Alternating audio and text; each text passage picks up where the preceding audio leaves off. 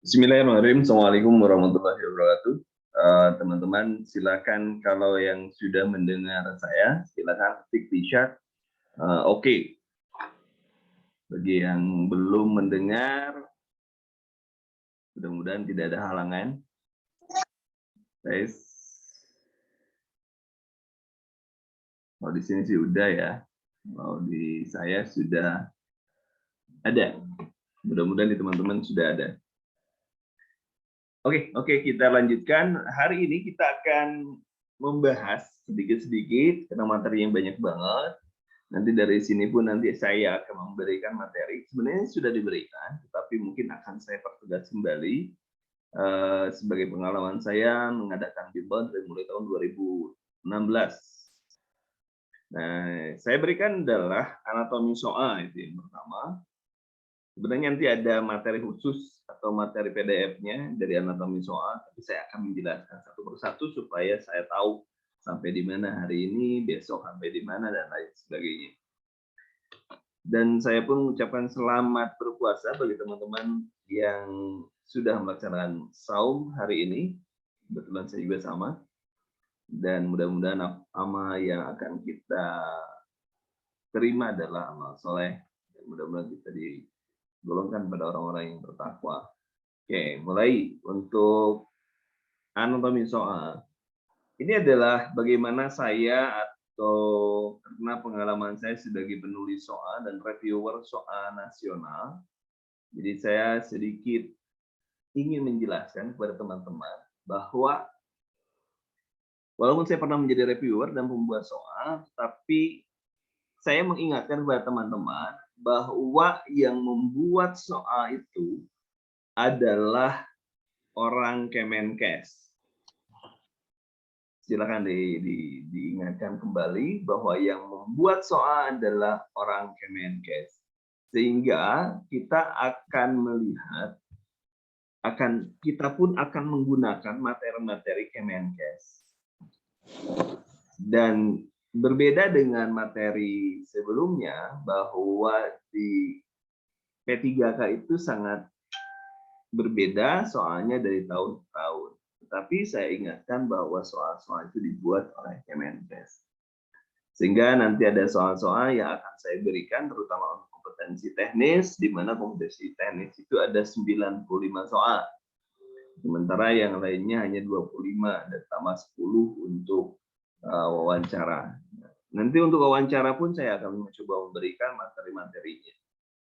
Nah, terkait dengan materi kompetensi teknis yang sangat banyak, kita akan memulai dalam, kalau yang saya terima bulan April itu sudah mulai ada pengumuman, dan nanti mulai ada untuk pendaftaran, dan mungkin ujiannya bulan Mei. Dan ini adalah cocok untuk kita masih punya waktu. Oke. Anatomi soal atau seseorang pembuat soal itu biasanya menentukan data utama itu disimpan di awal kalimat atau awal paragraf. Dan bagian penengahnya di tengahnya kadang sebagai pelengkap, tetapi juga kadang sebagai pengecoh. Jadi, kalau Anda melihat sebuah kasus, itu maka kasus ini memiliki kalimat inti atau data utama atau ide kalimat itu selalu di awal kata, ya, selalu di awal kalimat atau di awal paragraf.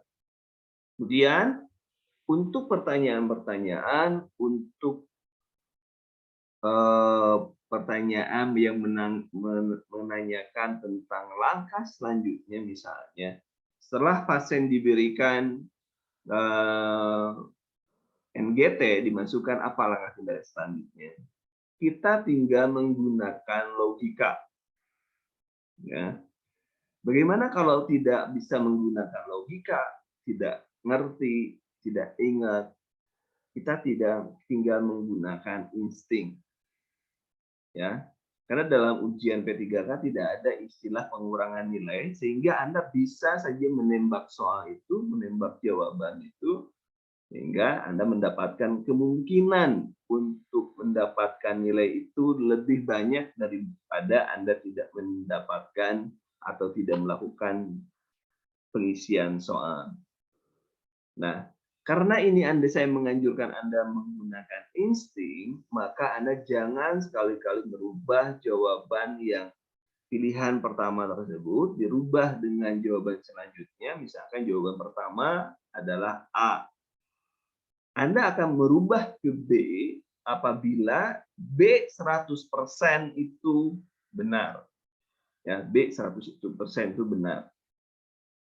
Kemudian bagaimana terkait dengan logika? Dengan logika begini, bahwa keperawatan itu adalah ilmu, kiat, dan ilmu. Nah, di sana ada body of knowledge. Body of knowledge itu biasanya atau selalu memiliki dan masuk secara logika. Sehingga kalau misalnya langkah selanjutnya, maka Anda tinggal menggunakan logika. Karena selalu sistematis. Urutan itu selalu sistematis, jadi kalau tidak hafal urutan, maka urutan selanjutnya tidak. Anda harus menggunakan logika. Nanti akan saya kemukakan, mungkin pertemuan yang akan datang atau pertemuan yang kapan, gitu ya. Nanti kita disesuaikan karena masuk bulan Ramadan, jadi mungkin nanti kita sesuaikan untuk apakah malam tarawih ya. Nanti apakah kapan itu untuk atau ngabuburit ibu-ibu nanti lagi sibuk lagi menyiapkan masak. Nanti kita coba. Nah, itu nanti kita akan melihat FR atau peer report atau catatan lapangan atau kejadian-kejadian apa yang menimpa teman-teman yang sudah ujian ya, yang sudah ujian. Nah, mungkin nanti di ujung akan saya berikan. Contohnya dilihatin dulu, nanti akan saya susun. Nanti Anda memiliki panduan. Jadi harapan saya Anda memiliki dalam waktu atau bulan puasa ini Anda memiliki panduan. Ini loh dari yang saya berikan materi kuncinya, dan ini adalah report yang harus Anda kuasai. Dan nanti pun Anda harus memiliki atau mengisi daftar tilik keterampilan dan pemahaman. Jadi nanti ini harus apa enggak, ini sudah apa belum, ini sudah paham belum, nanti ada daftar tiliknya sehingga tidak ada satupun yang terlewat, baik Anda yang di puskesmas maupun yang di rumah sakit, semuanya harus mendapatkan itu, mengisi itu, supaya kemampuan Anda sebagai perawat yang akan menjalankan keperawatan itu tidak jadi masalah. Nah, ini bagi teman-teman, saya tidak mengklaim karena saya tidak tahu soal paket soal sekarang seperti apa, tetapi saya akan membaca atau membahas secara keseluruhan. Terutama yang di komunitas atau puskesmas, biasanya cara menentukan masalah utama itu yang pertama adalah masalah utama ataupun data akan menjadi atau sebuah masalah utama akan dijadikan prioritas apabila yang pertama mendekati kejadian luar biasa, ya, atau tidak sesuai dengan program pemerintah, gitu ya. Kemudian yang kedua, jika tidak ada yang mendekati kejadian luar biasa, maka bisa dari program pemerintah, misalkan golongan penyakit yang sejenis atau masalah sejenis.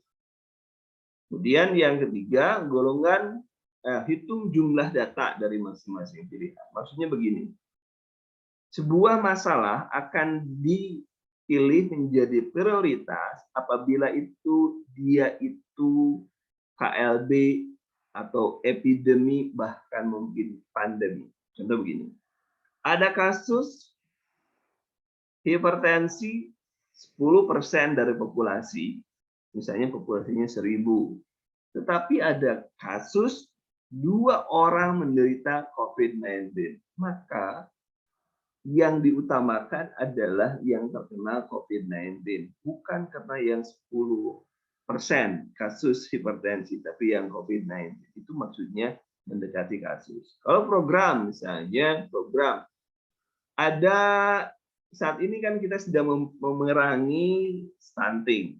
Ya, jadi misalnya kalau ada satu orang stunting itu menjadi masalah dan itu harus diutamakan. Karena malu ya kalau ada stunting di sebuah puskesmas. Dan yang ketiga, jumlah hitung data. Misalkan pilihan nomor A berapa jumlah datanya, yang B berapa jumlah datanya, C berapa jumlah datanya dari kasus. Itu. Oke. Kemudian yang selanjutnya adalah hati-hati dengan jawaban yang panjang. Kadang-kadang jawaban yang panjang itu adalah jebakan. Jawaban panjang itu adalah jebakan. Kemudian perhatikan nilai laboratorium. Nah, disinilah yang saya ingin menjelaskan, menguatkan untuk terkait dengan nilai laboratorium. Anda harus paham nilai norma laboratorium normal. Misalkan natrium berapa, kalau kemarin kalium berapa, itu ada.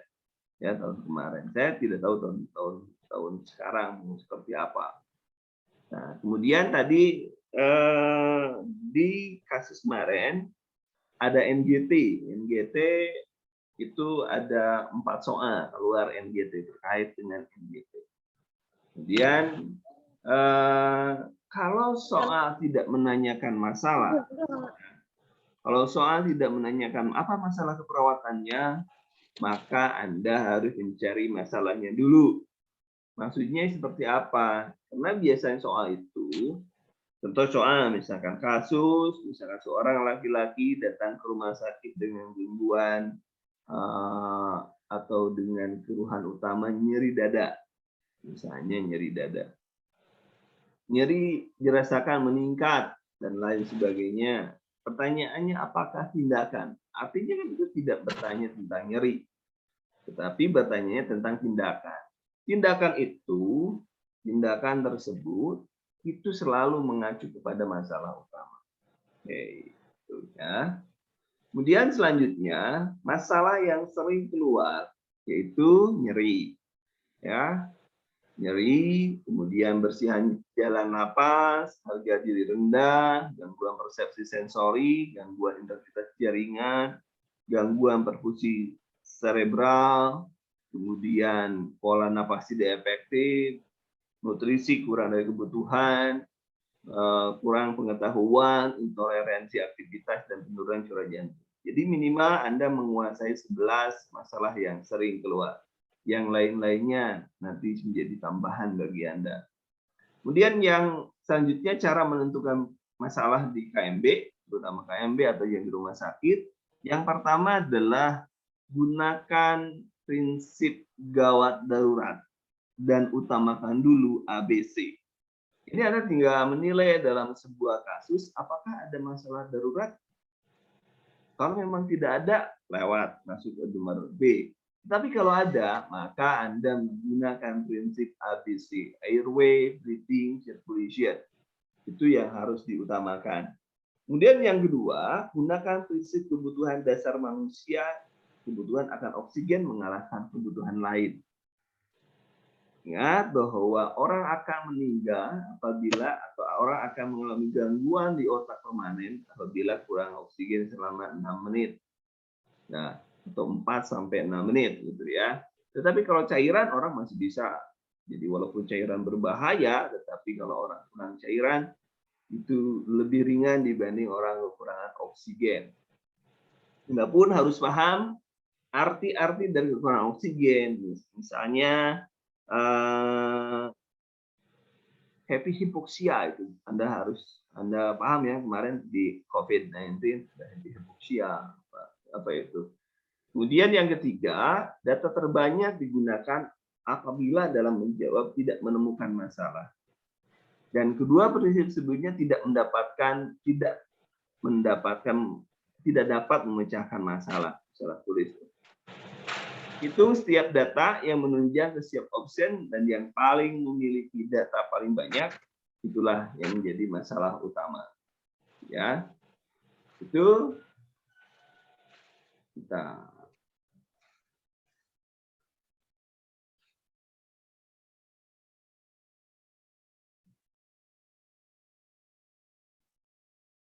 kita lanjutkan. Nah, karena ini juga sama uji kompetensi. Uji kompetensi ada 2, ada SKB bidang, kompetensi bidang. uji UKOM, anak perawat yang mau keluar, baru keluar juga uji kompetensi. Kemudian P3K juga uji kompetensi, ya. Sama, ya. Masalah pertanyaan, nah ini yang harus juga menjadi titik pengetahuan Anda, bahwa keluhan utama selalu menjadi masalah utama. Selalu itu. Pasien datang dengan sesak, maka keluhannya pasti itu kaitannya dengan sesak. Pasien datang dengan nyeri dada, nah, itu Anda sudah bisa nyeri dada. Pasien misalnya dengan perdarahan, cairan dan lain sebagainya. Jadi logika berpikir kita bahwa masalah atau keluhan utama 90% itu selalu menjadi masalah utama. Kemudian Anda pun harus hafal GCS. GCS Anda dari mulai cara menghitung, hitungan GCS, jangan lupa ya, sekadang ada beberapa kali keluar, beberapa tahun keluar itu GCS-nya berapa. Nah, ada pasien trauma yang itu melibatkan sistem saraf pusat, jika GCS 8 atau kurang, maka masalah utamanya adalah perfusi cerebral. Selama tidak ada masalah ABC, jadi airway-nya sudah benar, breathing-nya sudah bagus, circulation-nya sudah bagus, baru Anda memastikan bahwa masalah itu adalah masalah perfusi cerebral. Jadi gampangnya ini adalah kalau misalnya stroke, trauma kepala, itu selama sudah diatasi, maka masalah utamanya adalah gangguan perfusi cerebral. Anda tentunya paham hukum Monroe-Kelly. Monroe-Kelly itu di mana volume kranial, saya tulis nih. Menurut Monroe-Kelly, volume kranial sama dengan volume otak ditambah volume cairan ditambah volume darah. Nah, jika ada penambahan volume otak, misalnya pasiennya mengalami stroke, pasiennya mengalami tumor. Ya, kemarin mohon maaf sekali terkait dengan tumor, kemarin saya nggak jadi, itu ada gangguan, ibu saya harus dirawat karena persiapan operasi, ada kemungkinan maligna, tumor kulit maligna, tapi beliau tidak mungkin untuk dioperasi karena yang sudah sembuh, dan yang kedua ada penyakit jantung dengan impak yang luas, jadi tidak mungkin, dokter anestesi tidak mau untuk mengambil resiko, sehingga kemarin operasinya batal. Jadi mohon maaf, kemarin saya bolak-balik ke rumah sakit, sehingga Anda dalam tanda kutip mungkin saya tidak masuk 2 hari, dan insya Allah saya akan ganti yang 2 hari itu, walaupun saya memberikan soal, tetapi nanti akan saya ganti supaya teman-teman tambah dan ibadah kita jadi barokah, sama-sama barokah, ya. Oke, volume otak ditambah volume cairan. Volume cairan adalah volume cairan cerebrospinal. Tentunya Anda paham ya, cairan cerebrospinal itu biasanya normal atau ada yang normal, ada juga yang berlebih, ada yang kurang. Yang normal, kalau penyerapannya normal, itu tidak menyebabkan, kalau di anak, kalau bukan hanya di anak, kalau di orang, di manusia itu bisa menyebabkan hidrosefalus. Kalau cairannya produksinya normal, tetapi penyerapannya tidak normal, itu menyebabkan peningkatan tekanan intrakranial. Jadi sama ya, PIC-nya naik, volume kranialnya naik. Sehingga kalau misalnya di anak itu mengalami pembesaran di otaknya. Kenapa? Karena dari dari masing-masing apa yang tulang-tulangnya itu kan belum menyambung ya. Jadi belum menyambung, jadi dia bisa membesar. Biasanya dengan tanda ada matanya sunset phenomenon. Jadi matanya ke atas kayak orang yang kesurupan gitu ya, kesurupan. Ada juga yang berarti kan sakit kepala tuh yang tapi dalam dewasa juga ada kan orang dengan peningkatan tekanan intrakranial. Kemudian yang selanjutnya bahwa permukaannya pun adalah ditambah juga volume darah. Jadi ada autoregulasi sebenarnya kalau volume ada darah maka yang lain turun. Pada saat autoregulasi tidak berjalan maka terjadi peningkatan tekanan intrakranial. Tuh ya. Untuk mengurangi peningkatan tekanan intrakranial maka ada posisi itu namanya head up ya, head up. Nah, ini posisi untuk spesifik yang digunakan untuk membawa pasien-pasien dengan fraktur servikal. Kemudian juga kemarin keluar nampak posisinya apa dengan jumlah orangnya berapa. Saya sudah memberikan materinya melalui YouTube ya, ada ya di YouTube, nanti saya tambah lagi, mudah-mudahan kita semua bisa dalam kondisi sehat semua. Posisi tadi sudah saya jelaskan, head up ya untuk mengurangi tekanan intrakranial. Evaluasi pasien adalah tidak ada peningkatan tekanan intrakranial. Pada kasus ini pasien bisa meningkat karena kalau GCS-nya 8 maka diusahakan pasien meningkat. Ingat juga Anda target minimal untuk dinamakan pasien stabil.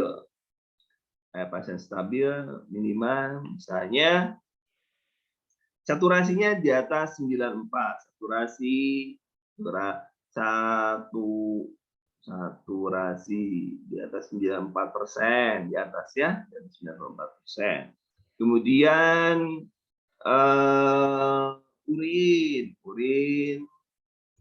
urin antara 0,5 sampai 1 mili ml per kg/BB per jam. Nah, itu menjadi bagian. Jadi kalau misalnya orang mengalami dehidrasi, Anda tinggal mengecek berat badannya berapa, urinnya berapa. Kalau kurang berarti pasiennya masih dehidrasi. Jadi kalau sudah 1, kalau lebih jangan dikasih ulang, jangan namanya digerujuk ya. Dan Anda bisa menggunakan itu. Kemudian selanjutnya nyeri. Nah,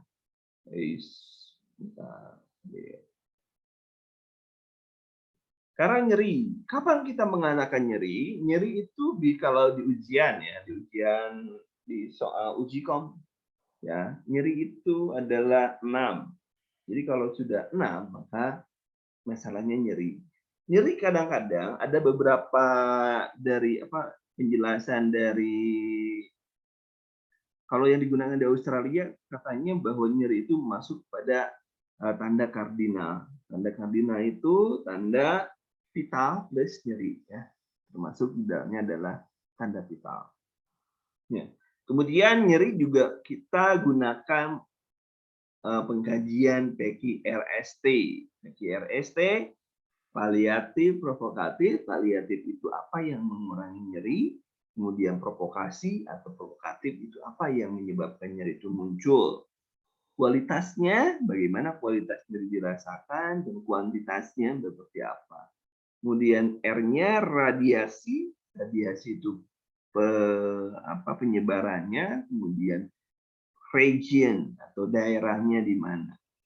Kemudian shaper itu bagaimana dirasakan berat atau ringannya. Kemudian dan yang kedua adalah scale atau skalanya berapa. Kemudian yang kelima adalah time bound, kapan waktunya muncul. Itu pengkajiannya ada 5 dengan menggunakan mnemonic PQRST. Ya, PQRST. Kemudian yang selanjutnya utamakan nyeri, selalu nyeri tindakan utamakan selalu tindakan nyeri apabila nyeri itu lebih dari 6. Ya. Tindakannya apa? Tindakannya adalah kolaborasi. Jadi tindakan keperawatan untuk mengurangi nyeri kalau itu di bawah 6 itu bisa.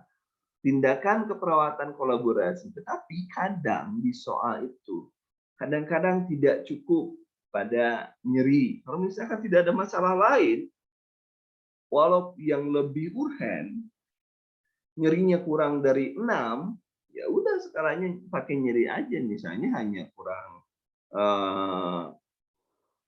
harga dari rendah, kurang tidur, kemudian aktivitas intoleran dan lain sebagainya.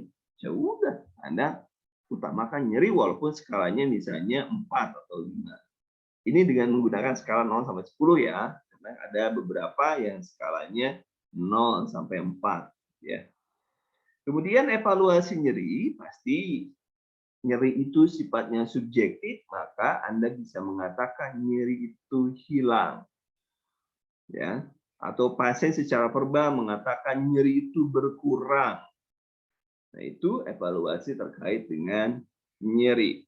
Nah, kemudian masalah nyeri abaikan dulu apabila masalahnya ada ABC. Maksudnya kalau walaupun pasien meraung-raung, nah, kalau meraung-raung artinya pasiennya tidak ada masalah di A.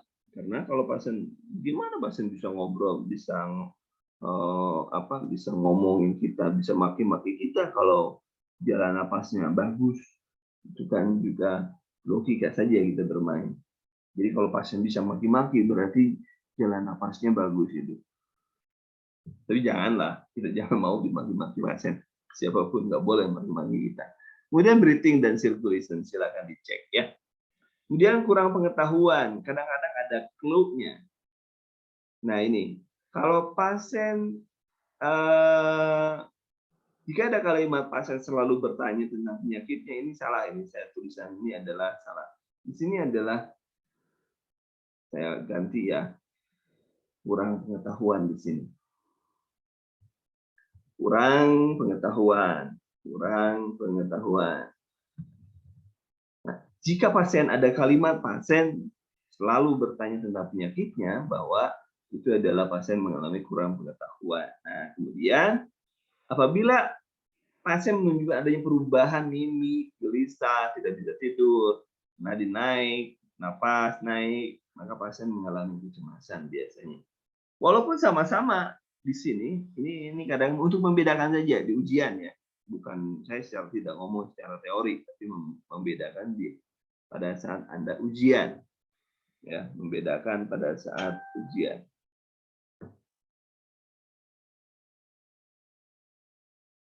Kemudian pembukaan belum lengkap. Nah, ini juga ke maternitas ya. Kalau Anda mendapatkan soal di maternitas, jika pasien belum lengkap, maka tidak boleh pasien itu disuruh ngedan. Karena kalau belum pembukaan lengkap, itu bisa menyebabkan ruptur. Untuk mengurangi nyeri dan meningkatkan mempercepat pembukaan, maka posisinya adalah posisi SIM. Ya, posisi SIM itu yang digunakan. Kemudian jadi kita pakai logika saja, bagaimana bisa keluar bayinya apabila pembukaannya atau jalan lahirnya kan ada power, passenger, dan apalagi satu lagi P-nya. Ada yang tahu P-nya ada 3 P? Insya Allah lupa. Nanti saya cek ulang. Udah tua, lupa. Ada yang tahu? Hah? Pasek. Ya, passenger, passage-nya. Jalannya ya, jalan. Ya benar. Yang benar, saya lupa, sorry saya lupa. Jadi ada powernya, ada tenaganya, jangan sampai ibunya jangan sampai ibunya capek. Kemudian passengernya ada penumpang adalah bayi, dan passage-nya atau jalan lahirnya. Nah, bagaimana kalau jalan lahirnya belum lengkap apabila dia mengedan, kalau belum lengkap akan keluar yang ada ruptur. Makanya pasiennya dalam ngedan pun harus Anda melakukan. Nah, yang biasa soal keluar dalam itu kapan pasien disuruh mengedan. Tentu kalau pasien pembukaan sudah lengkap. Tentu kala-kala itu ada kala aktif, kala 1 sampai kala 4, Anda harus paham. Mind map-nya sudah Anda dapatkan belum? Mind map? Sudah ya? Misalnya kalau ditanya, sudah dibaca belum? Nah, itu yang saya ragu-ragu. Mind map-nya dibaca ya, nanti saya tambah mind map dulu. Mind map itu adalah mind mapping, itu untuk ringkasan-ringkasan. Nanti saya coba apakah untuk FR itu dalam mind map atau dalam bentuk tulisan seperti ini. Nanti terserah, kita lihat lah. Biasanya saya nulisnya apakah pakai lagi mood-nya pakai mind mapping atau seperti apa. Kemudian, nah, pasien baru bisa dipimpin untuk mengedan jika pembukaan sudah lengkap. Jika masih belum lengkap, pasien masih bisa diajarkan bagaimana cara mengedan yang baik. Ya, biasanya pembukaan kurang dari 8. Jadi training itu pasien kapan mengedan, bagaimana nanti posisinya itu kalau posisinya atau pembukaannya masih 8, berarti pasien masih bisa diajarkan.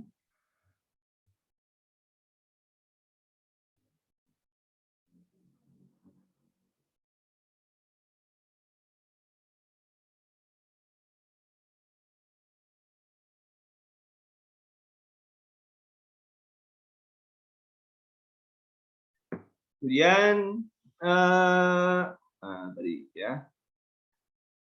Setelah bayi keluar, ini APM yang 64, 64 berapa ya? Saya lupa lagi APM berapa, nanti kita cek sama-sama.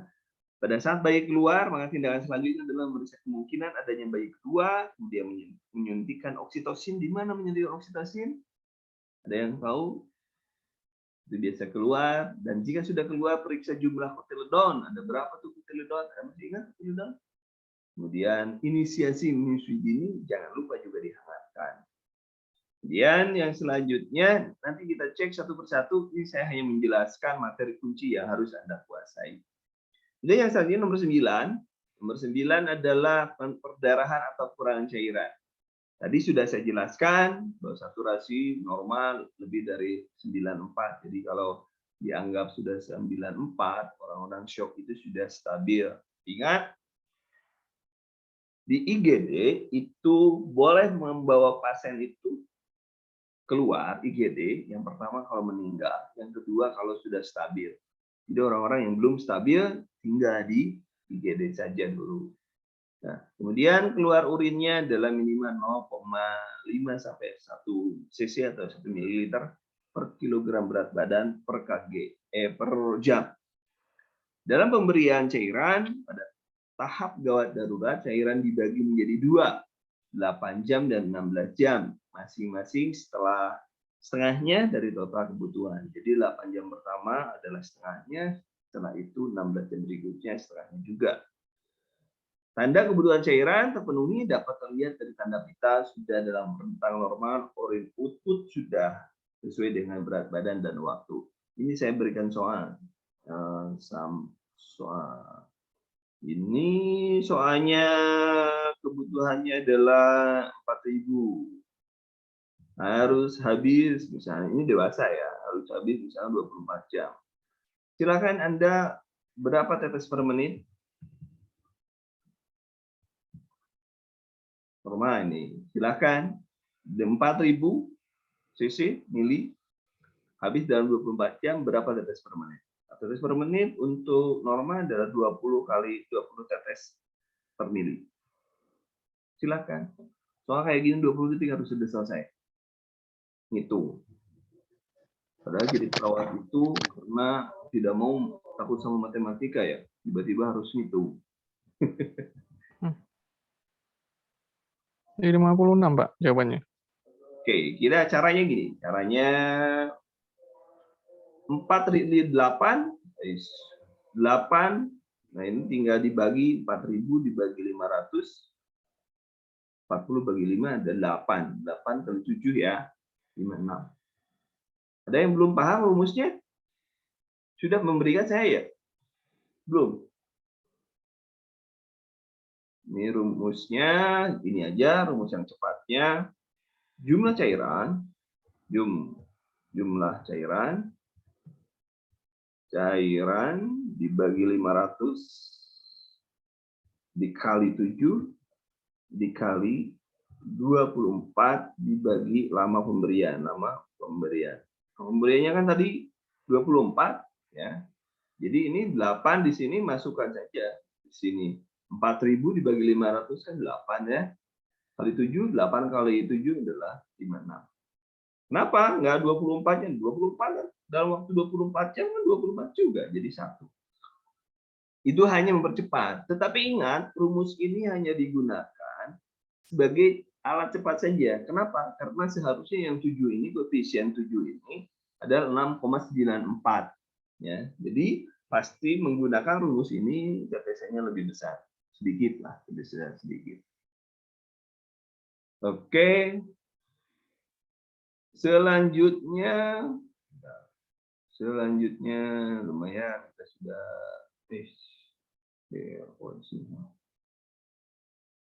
taksiran persalinan berat janin dan usia janin sudah saya siapkan di YouTube materinya, nanti saya share. Kemudian perkembangan anak, milestone dan fase perkembangan juga harus menjadi bahan yang Anda pikirkan, ya, menjadi yang harus Anda ketahui. Milestone-nya misalkan usia berapa pasien 2 kali berat badannya, usia berapa pasien bisa tengkurap, usia berapa bisa jalan, dan lain sebagainya. Itu milestone. Milestone itu pijakan ya, batu pijakan. Apa milestone itu ya? Batu pijakan itu apa ya? Kemudian fase-fase perkembangan menurut ahli ada VZ, ada apa lagi? Ada biasa, apalagi yang selalu banyak itu. Kemudian imunisasi dasar, Anda harus paham yang selalu ditanyakan 3 bulan, 6 bulan, 9 bulan, dan 1 tahun. Itu harus sudah paham. Dari mana gunakannya? Gunakan dari materi-materi dari Ikatan Dokter Indonesia yang sering keluar ya. Kemudian etika banyak keluar ya. Autonomi pasien saya kemarin saya menggunakan hak otonomi saya di mana setelah mendapatkan informed consent, setelah mendapatkan informasi untuk mendapatkan persetujuan, saya menandatangani surat penolakan ibu saya untuk dioperasi. Nah, setelah itu saya kan ibu itu hanya operasi ya memang kecil melanoma itu ya, kecil di wajah ibu, tetapi karena dampak dari operasi itu dengan adanya anestesi umum, pasiennya akan menyebabkan gangguan terhadap jantung ibu. Sebenarnya ibu itu tiap bulan harus dikontrol jantungnya, maka saya menandatangani surat penolakan untuk melanjutkan tindakan. Nah, itu hak informed consent. Jadi inform dulu baru kita setuju atau tidak menyetujui. Informasikan dulu baru consent atau persetujuan. Beneficient gampangnya gini. Beneficient gampangnya kalau sesuai dengan SOP maka itu beneficient, menguntungkan. Non efisien kalau tidak mengurangi standar, misalnya lupa membawa alat perlak dan lain sebagainya, itu non efisien, walaupun tidak merugikan tapi mengurangi standar, itu gampang.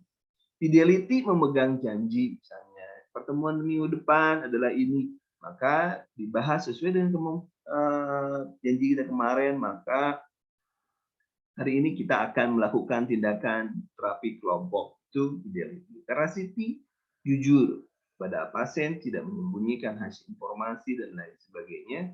Confidentiality terkait dengan dokumen, biasanya seperti itu. Tetapi kalau ada persus, maka ini persus itu A persus B. Ya, persus itu biasanya ada 2 prinsip, dilema etik. Kalau ada persus, biasanya yang A-nya itu sebelum tanda persus adalah sebagai etik yang mewakili dari pihak pasien, dan yang B-nya adalah etik yang mewakili dari prosedur yang tindakan yang diambil. Misalnya perawat mengatakan pasien harus melakukan kateter, tetapi pasien menolak, maka di dalam etisnya adalah autonomy versus beneficient. Gitu. Sampai di sini ada pertanyaan? Sampai di sini ada pertanyaan? Oh ya, silahkan silahkan teman-teman. Kira-kira jadwal kita tetap hari Jumat pukul berapa ya? Pukul 15 sampai 16. Jadwal kita selalu Jumat ya. Jumat Jum 15 sampai 16. Atau, dan saya masih punya utang satu ya. Saya masih punya utang satu untuk Jum. Tapi jadwal kita adalah setiap sore ya. Sore ya. Tidak pagi ya, sore ya. Yang setuju sore disilakan ketik oke. Yang setuju kalau Anda lagi dinas di rumah sakit. Oke, kita sudah 40 menit. Mungkin pertemuan, oke, saya sore ya, kita sore. Pertemuan kita hari ini saya hanya membahas sampai di sini. Besok ketemuannya akan datang. Mudah-mudahan kita bisa melanjutkan dengan materi-materi selanjutnya. Tetapi saya akan membahas dulu materi ini. Silakan, nanti akan saya berikan dulu kepada Anda. Materi ini akan berikan, ini sudah tugas Anda semuanya untuk dibaca. Nanti pada pertemuan yang akan datang, saya akan menanyakan materi yang Anda tidak ketahui untuk materi yang sudah saya berikan ini, materi kunci ini. Nanti silakan di hari Jumat sore, silakan Anda tanyakan, dan nanti kita bahas dulu pertanyaan-pertanyaan Anda terkait dengan materi kunci, baru kemudian saya masuk ke materi yang baru. Saya anggap materi kunci harus dibaca ya. Terima kasih atas perhatiannya. Bagi yang teman-teman yang mau mengulang, nanti saya akan simpan, tapi jangan tergesa-gesa ya, karena saya juga harus editing.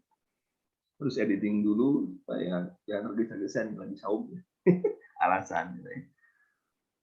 Nanti pasti saya simpan, nanti linknya saya berikan di grup gelombang 3 ya, di gelombang 3.